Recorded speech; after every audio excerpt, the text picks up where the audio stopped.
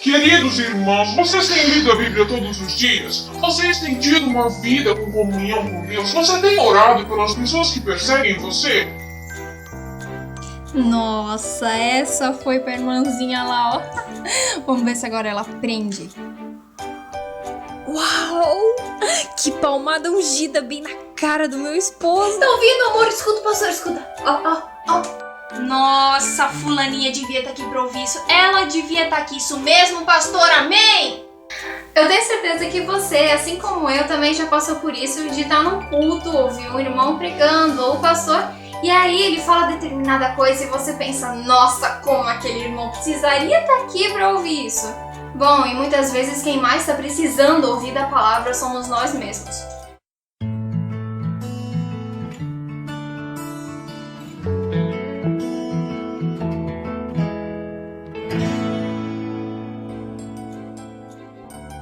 O fato é que a salvação é individual, por mais que muitas vezes a gente pense, aquela pessoa realmente devia estar ouvindo isso, mas a gente vai para a igreja para poder ouvir a voz de Deus e poder prestar um culto ao Senhor. Então, se a pessoa que foi escolhida para passar uma mensagem lá, ela não está falando para o outro, ela está falando diretamente para você, movida pelo Espírito Santo. Bom, eu sou péssima em matemática, mas você já parou pra pensar que se você vai na igreja em média 3 vezes por semana, isso dá uma média de mais ou menos 6 horas por semana, o que equivale a 12 vezes por mês e mais ou menos 24 horas por mês. Se você está na igreja um ano, significa que você já foi 144 vezes no ano na igreja e você passou uma média de 288 horas ouvindo o culto. Digamos que você está na igreja há 5 anos. Isso significa que você já foi 720 vezes ao culto, 1440 horas. Mas você está 10 anos na igreja. Então, significa que você já foi 1440 vezes na igreja. E uma média de 2.880 horas. Então, esse é o tempo que nós passamos na igreja, sem contar o tempo que nós passamos em casa, lendo a Bíblia e em comunhão com Deus. O tempo que nós deveríamos passar em casa, ouvindo a voz de Deus e lendo a Bíblia. Então, quantos sermões você já ouviu? Qual a diferença que eles fizeram na sua vida? Muitas pessoas dizem, mas eu estou na igreja 40 anos. Tá, mas que diferença fez na vida da pessoa? Sabe, quanto mais a gente está perto de Deus, mais e mais o menor pecado se torna o pior deles. Quando nós realmente abrimos nosso coração a ouvir a voz de Deus e entender o plano dele da nossa vida, não é possível a gente permanecer como a gente sempre foi. Mas isso não acontece porque eu quero ou porque você quer. Isso acontece como resultado da devoção e entrega. Sabe, a nossa vida pode ser um tremendo exemplo de consagração dentro das 4 paredes do templo da congregação. As nossas obras podem ser melhores do que de todos, e as nossas palavras difíceis e eloquentes podem despertar a admiração de várias pessoas. A questão é, será que o Salvador é tão real na minha vida como são os meus pais e os meus amigos?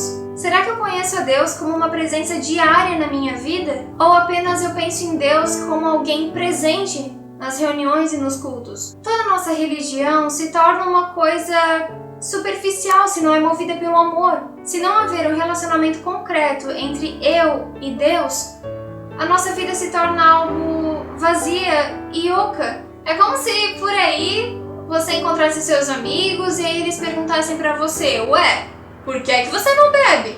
É que é norma da minha igreja, a minha religião proíbe, então por isso eu não bebo.